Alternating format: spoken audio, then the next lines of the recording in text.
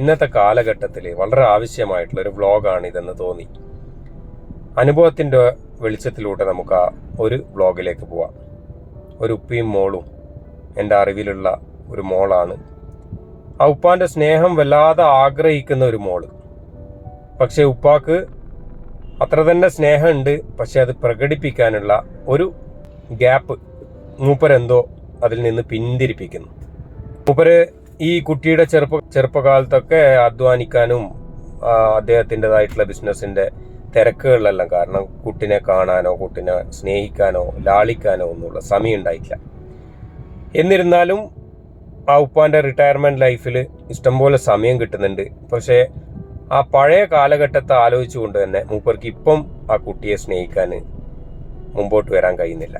കല്യാണമൊക്കെ കഴിഞ്ഞതിന് ശേഷം ഈ മോള് ഗൾഫിലേക്ക് അവളുടെ ഹസ്ബൻഡിൻ്റെ അടുത്തേക്ക് വിസിറ്റിന് പോകുന്ന സമയത്ത് എയർപോർട്ടിലേക്ക് കൊണ്ടുപോകുന്ന ഉപ്പ ആ മോളെ കെട്ടിപ്പിടിച്ച് ചുംബിക്കുകയാണ്. അപ്പോൾ കണ്ടു നിൽക്കുന്ന നമ്മളിലൊരു ആകാംക്ഷ, ഈ അദ്ദേഹത്തിന് ഇങ്ങനെ കഴിയുമായിരുന്നോ? എന്തുകൊണ്ട് ഇദ്ദേഹത്തിന് വീട്ടിൽ നിന്നും ആ മോളെ ഇത്ര ലാളിക്കാനുള്ള ബുദ്ധിമുട്ട്? ആ ഒരു ലാളന കൊടുക്കാൻ, ഒരു നെറ്റിക്കൊരു ചുംബന കൊടുക്കാൻ വേണ്ടി ആ മോള് ഗൾഫിൽ പോകുന്നവരെ കാത്തുനിൽക്കേണ്ട ആവശ്യമുണ്ടായിരുന്നു. ഇതാണ് നമ്മുടെ കാട്ടിൻ്റെ ഒരു അവസ്ഥ. ആ ഒരു അനുഭവം നമുക്ക് മുമ്പിൽ കാണിച്ചു തരുന്നുണ്ട്. ഞാനും നിങ്ങളും ഒന്നും നാളെ ഉണ്ടാവോ ഇല്ലേ ഒന്നും അറിയില്ല. ആ ഉപ്പയും ആ മകളും നാളെ ജീവിച്ചിരിക്കോ ഇല്ലേ ഒന്നും അറിയില്ല.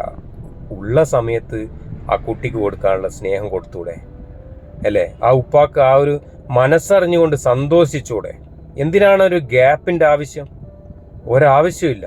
ഇന്നു മുതൽ ഞാനടക്കമുള്ള ഉപ്പമാർ ചെയ്യേണ്ടത് മക്കളെ ലാളിക്കണം, മക്കളെ സ്നേഹിക്കണം, മക്കളെ ചുംബിക്കണം എന്നുള്ളതാണ്. അതിനൊരു തടസ്സവും ഇല്ല. നിങ്ങളുടെ മകളാണത്, നിങ്ങളുടെ മകനാണത്, നിങ്ങളത് ചെയ്യേ തന്നെ വേണം.